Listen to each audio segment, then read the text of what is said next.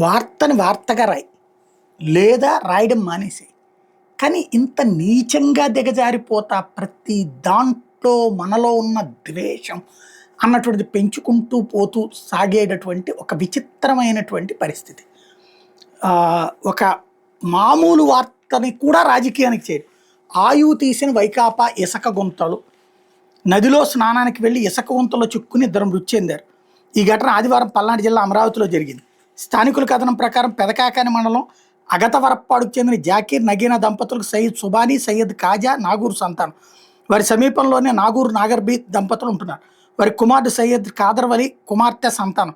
సయ్యద్ కాజా గుంటూరు ఆటోనగర్లో కూలి పని చేస్తున్న, కాదర్వలి గుంటూరులో ఉర్దూ నేర్చుకుంటున్నాడు. బక్రీద్ మరుసటి రోజు ఆదివారం సరదాగా రెండు కుటుంబాల వాళ్ళు కలిసి నదీ స్నానానికి అమరావతికి వెళ్ళారు. కొంతమంది నది ఒడ్డును కూర్చుని ఉండగా వాళ్లలో కాదర్వలి, కాజా బంతితో ఆడుకుంటూ నదిలోకి దిగారు. వైసీపీ ప్రభుత్వంలో ఇసుక తవ్వకాలతో ఏర్పడిన గోతుల్లో చిక్కుని మునిగిపోయారు. కళ్ళ ముందే పిల్లలు మోగుతున్న కుటుంబ సభ్యులు ఏమీ చేయలేని నిస్సహాయ స్థితిలో ఉండిపోయారు. ఈ క్రమంలోనే గల్లంతయ్యారు. సమాచారం అందుకున్న పోలీసులు గల్లంతైన వాళ్ళ కోసం గాలిస్తున్నారు. అక్కడ ఏంటి, ఆ ఏరియాలో సెక్యూరిటీ ఏమైంది? యా ఇట్లా నదీ స్నానాలు చేసేటటువంటి టైంలో ఉండాల్సినటువంటి ఏదైతే మెరైన్ డైవర్స్ లాంటి వాళ్ళు ఏమయ్యారు? ఇది అసలు వార్త. అంటే అక్కడ మత్స్యకారులు ఉండాలా, లేదంటే కనుక సేఫ్టీ ప్రికాషన్స్ ఉండాలా, లేదా పోలీసు ఉండాలా?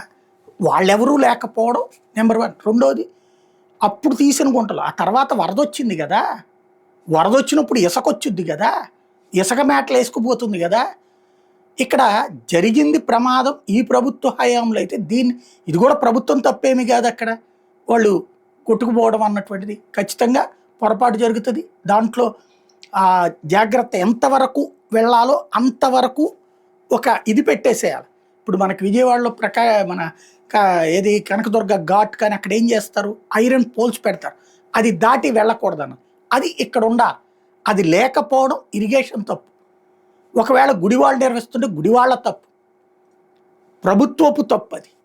అది సెటరేట్ చేయమని చెప్పాల్సింది పోయి దీంట్లో అప్పుడు తీసిన గుంటల్లో ఇప్పుడు పడ్డారు అనే ఇలాంటి దిక్కుమాలిన నీచ జర్నలిజం ఎవరి కోసం చేస్తున్నారు వీళ్ళు?